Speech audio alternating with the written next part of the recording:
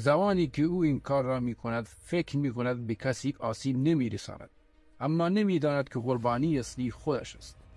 نمی داند که در حال سقوط در سراشیبی اعتیاد است، آن هم نوع اعتیاد که خطرناکتر از هر نوع دیگر است، چون به سادگی قابل دسترس بوده و هیچ موانعی برای آن وجود ندارد. علاوه بر آن آنقدر تأثیر عمیقی دارد که از بین بردن آن از روان قربانیانش کار دشواری است. این وضعیت به طور چشمگیری گسترش یافته و هیچ کس از آن سخن به میان نمی آورد.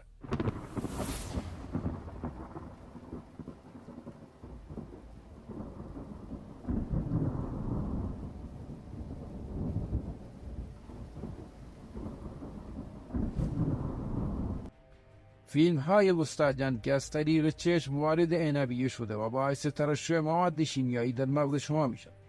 موادی مانند دوپامین، سرتونین، پیلفرین و اکسیتوسین و اینها مواد طبیعی هستند که مغز شما آنها را تولید می کند. اینها مواد ضروری هستند. زمانی که شما مواد مخدر خطرناکی را استفاده کرده و یا فیلم های مستهجن را تماشا می کنید، مغز شما مقدار بیش از حدی از این مواد شیمیایی را تولید می کند. بعد از تماشای فیلم های مستهجن مغزتان به این مقادیر بیش از حد عادت کرده و آن را تحمل می کند. تصاویری که یک بار باعث ترشح مقدار معینی از این مواد می شود دیگر مانند غیب تأثیر نخواهد داشت. برای اینکه عین هیجان را به دست بیاورید نه تنها به تصاویری بیشتر بلکه به نوع خشن‌تر آن نیاز دارید.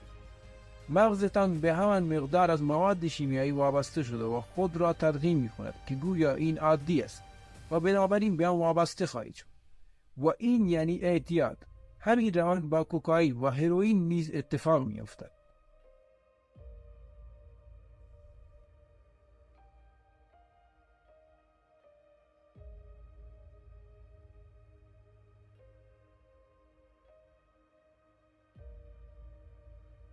We live in the ultimately shameless world today. The world in which streaming videos off of any website are available on your mobile device. The age in which the pornography industry is a multi-trillion-dollar industry. The point of which, the agenda of which is to make sure every one of you is a consumer of filth in one way or another.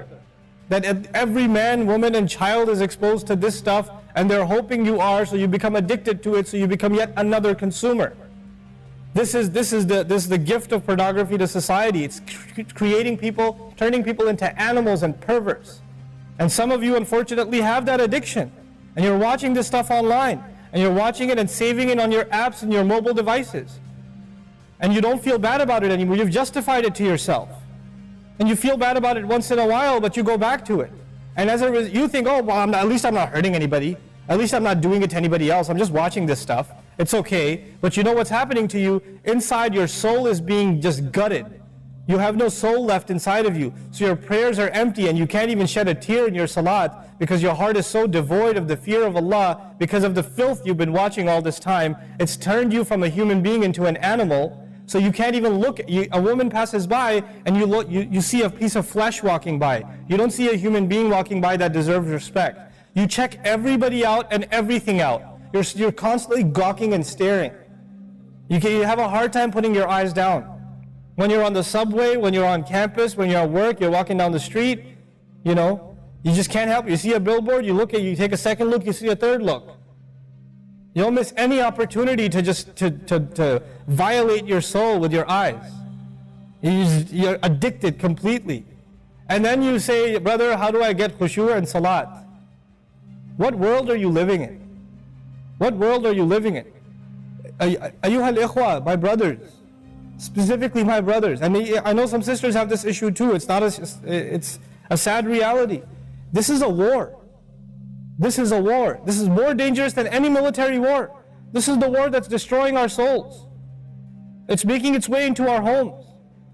It's making its way, you know, if I want to protect my children from this stuff as much as possible. But when my child goes to school, and it doesn't matter if it's Islamic school, there's a very high statistical likelihood that someone, a friend, with their iPod, with their mobile device, will say, hey, look at this.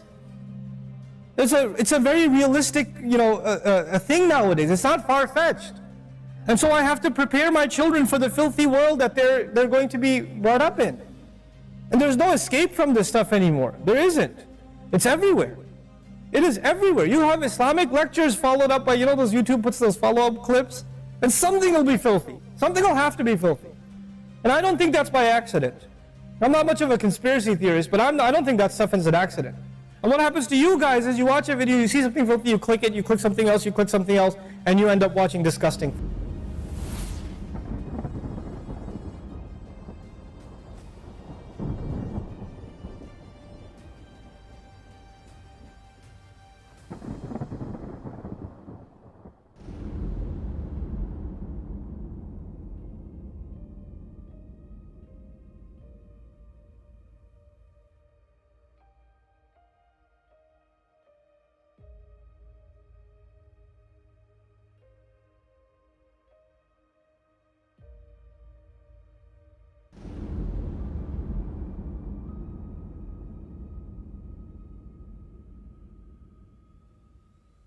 پورن از زمانهای بسیار قدیم تا کنون توسط روسپیا و اعضای معابد مخفی به منظور پرستش جنیات استفاده می‌شد.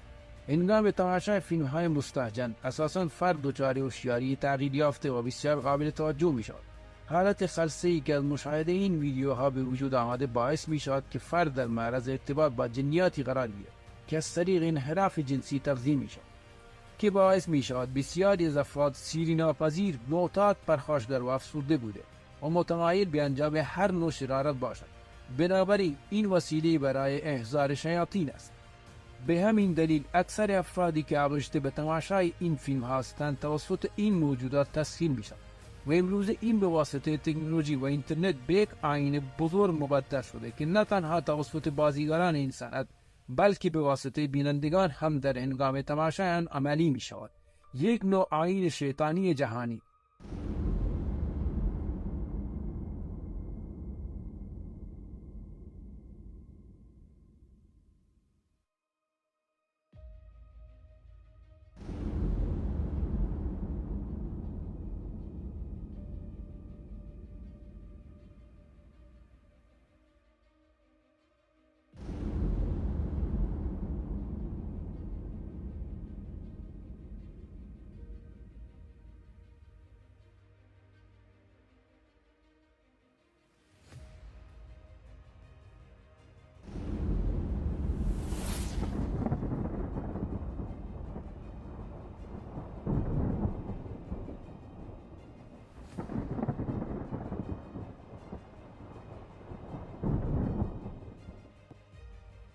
مطالعه‌ای در سال 2017 میزان استفاده سالیانه از یکی از بزرگترین سایت‌های فیلم‌های مستهجن را نشان می‌دهد.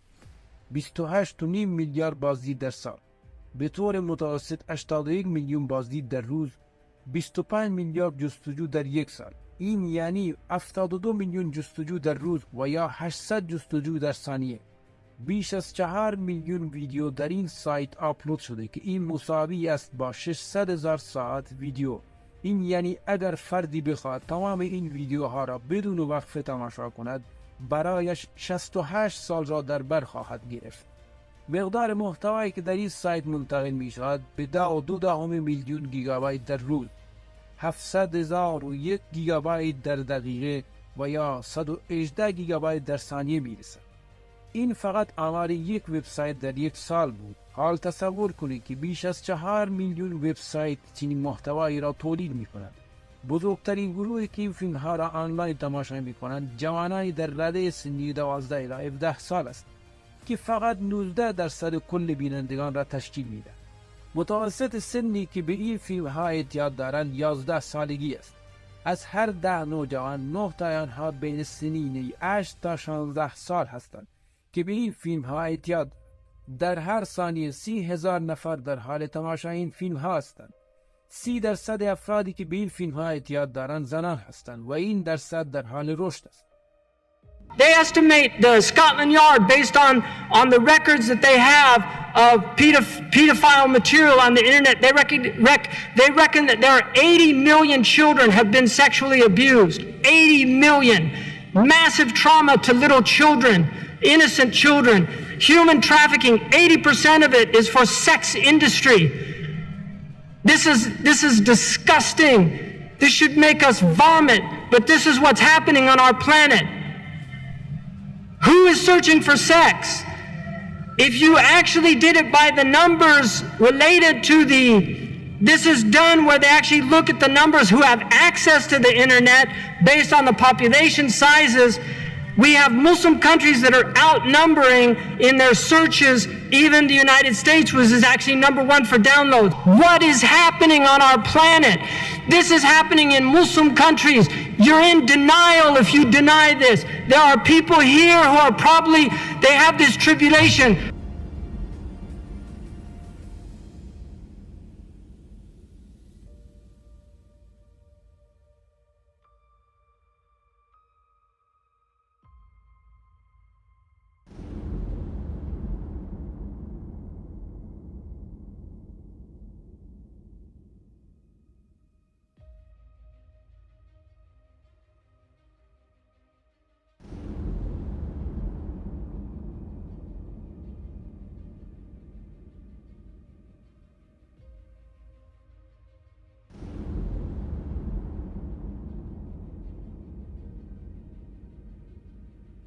Prophet said, إِذَا سَمِعَ أَحَدُكُمْ بِالدَّجَّالِ فَلْيَنَعْ عَنْهُ.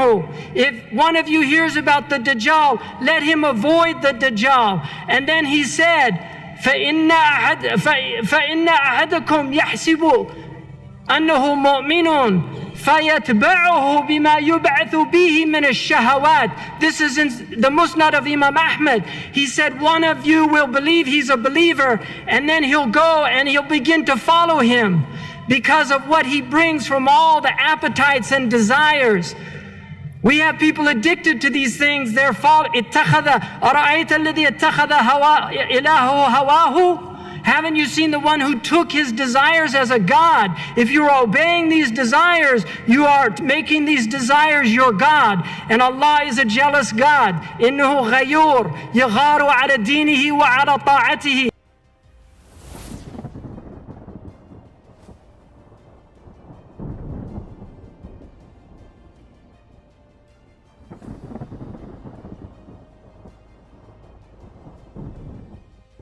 آیا چنین اتفاقی برای شما هم رخ داده است که درست بعد از تماشای چنین فیلم های با خود گفته اید کافی است باید تماشای این فیلم ها را متوقف کنم، کاری که میکنم درست نیست و باید متوقفش کنم؟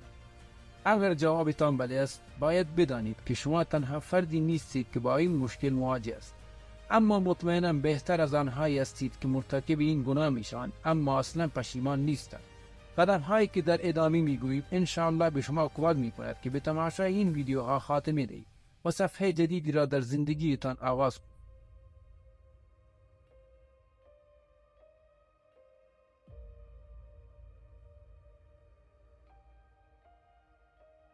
اگر هنوز قانع نشدید بیشتر در مورد ضررهای این فیلم ها بر مغز، بدن، رفتار، ازدواج و تمام زندگیتان بیاموزید و تلاش کنید مقدار گناهی که به حسابتان می‌افزایید را تصور کنید تا اینکه بدانید کاری که می‌کنید اشتباه است و باید به این عادت خاتمه دهید. هر وقت احساس ضعف کردید تواناییتان را به یاد بیاورید و افکار منفی را به مثبت تغییر دهید.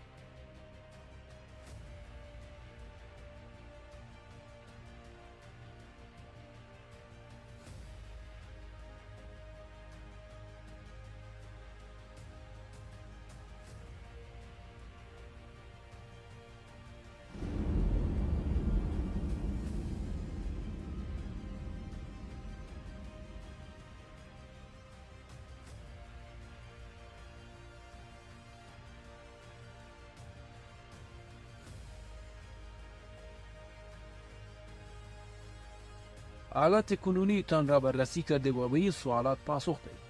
چرا به این سرحد رسیدم؟ چه چیز مرا به دیدن این فیلم ها وادار می کند؟ این به شما کمک می کند تا ریشه مشکل را دریابید و با آن مقابله کنید.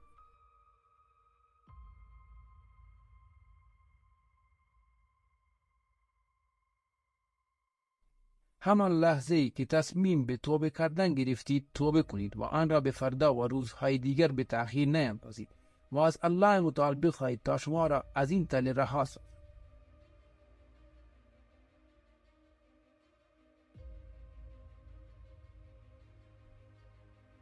اتاقتان را با حذف کردن آن تصاویر و فیلم ها از کامپیوتر، موبایل و وسایل دیگر پاک سازید صفحاتی که شما را به این ویدیوها مسیح میدهند را تغییر نکنید. رابطه تان را با دوستانی که شما را به سوی این تله ها تشویق می کنند از بین ببرید.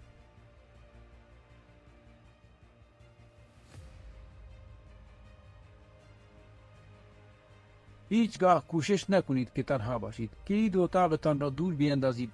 هرگاه از کامپیوتر استفاده می کنید در اتاقتان را باز بگذارید و برای اوقات فراغتتان برنامه ریزی کنید، چون تنهایی و تنبلی زمانی است که شیطان بیشتر از هر وقت دست به کار می شود.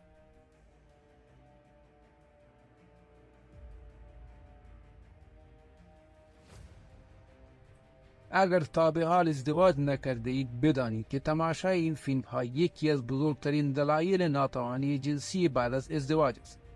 به ازدواج خود اهمیت دهید. وقت بیشتری را اختصاص داده و از همراهی با همسرتان لذت ببرید. این به شما کمک می کند تا شهوتتان را کنترل کنید.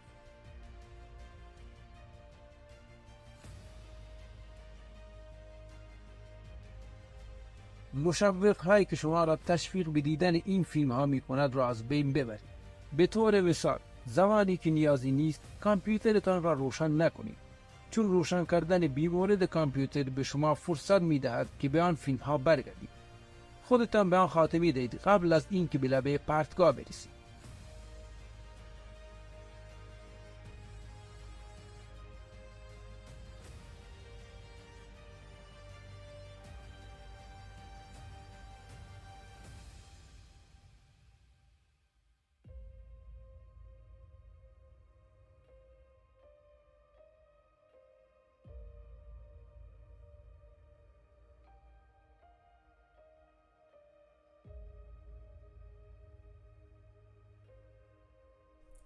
هیچ وقت چنین فکر نکنید که من قوی هستم و می توانم هر ویدیویی را بدون اینکه بر من تاثیر داشته باشد تماشا کنم. این یکی از خطرناکترین دلایل برای بازگشت به اعتیاد است.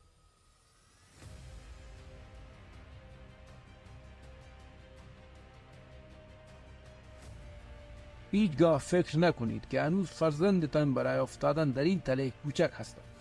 مراقب عادتهایشان باشید. هر چند وقت یک بار فعالیت‌هایشان را کنترل کنید. نگذارید در سن کوچک از موبایل‌های هوشمند استفاده کنند. موبایل هوشمند آنها را هوشمند نمی‌کند.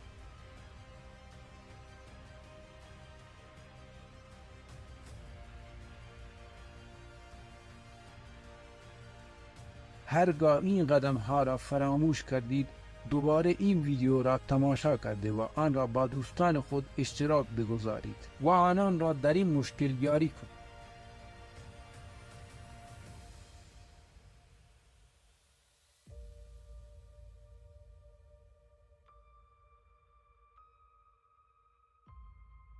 اما اگر در آینه نگاه کنی و فردی را ببینی که بنده هوس‌ها و شهوت است که کاملا وابسته باشد، چگونه چنین فردی از درون شکسته می تواند در زندگی موفق باشد؟